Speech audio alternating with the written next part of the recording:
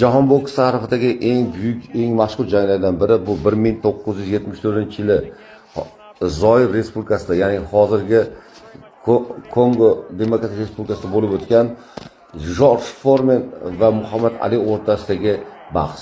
Tarixda bu junglidagi shovqin nomi bilan ham qolgan juda katta, o'sha davrda juda katta hodisa hisoblangan.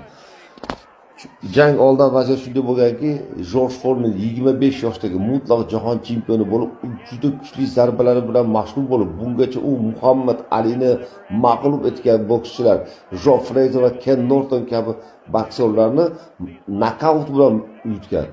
Muhammad Ali esa 32 yoshda bo'lib, o'z davrini o'tkazgan deb hisoblanadi va ko'pchilik uning g'alaba qozonishiga ishonmasdi. Ali jangga outsider sifatida kirib kelgan.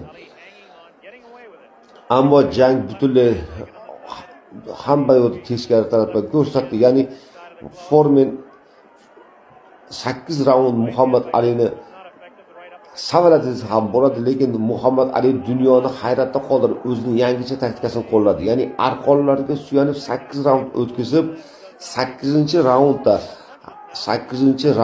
Foremanni